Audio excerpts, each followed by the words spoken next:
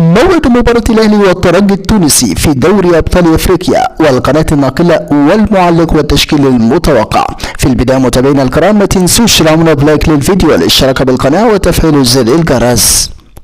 يخوض فريق الكرة الأول بالنادي الأهلي مباراة مهمة وصعبة أمام منافسه الترجي التونسي والتي تجمع بينهما ضمن منافسة دوري أبطال أفريقيا.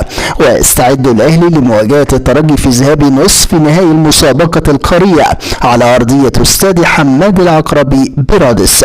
وكان الأهلي قد تأهل للنصف النهائي بعد الفوز على حساب الرجاء بنتيجة 2-0 في مجموع مباراتي الذهاب والإياب، بينما تخطى الترجي منافسه شبيبة القبائل.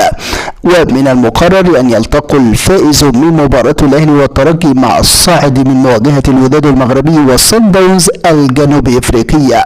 أما عن موعد مباراة الأهلي والترجي في ذهاب نصف نهائي دوري أبطال أفريقيا هو اليوم الجمعة الموافق 12 مايو 2023، وسيقام اللقاء على استاد حماد العقربي برادس. وستنطلق صافرة بداية المباراة في تمام الساعة 8 مساء بتوقيت الجزائر والمغرب وتونس، 9 مساء بتوقيت فلسطين والأردن وسوريا والسودان ولبنان وليبيا، 10 مساء بتوقيت مصر والسعودية والعراق والكويت وقطر والبحرين واليمن، 11 مساء بتوقيت الامارات والسلطنة عمان. اما عن القناة الناقلة للمباراة، تذاع مباراة الاهلي والترجي على مجموعة قنوات بين سبورتس القطرية، وستذاع المباراة بالتحديد عبر قناة بين سبورت 4 HD. اما عن معلق المباراة، سيتولى مهمة التعليق على احداث المباراة المعلق الشهير محمد بركات.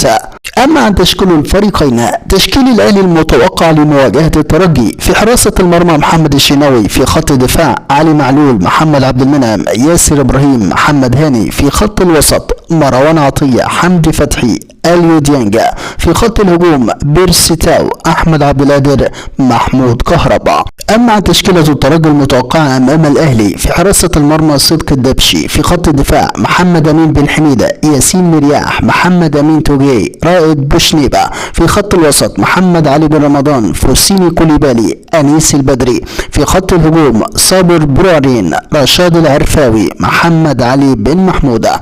متابعينا الكرام، نحن في انتظار نتيجة توقعاتكم عن المباراة في التعليقات، ولا تنسوا الاعجاب بالفيديو والاشتراك بالقناة.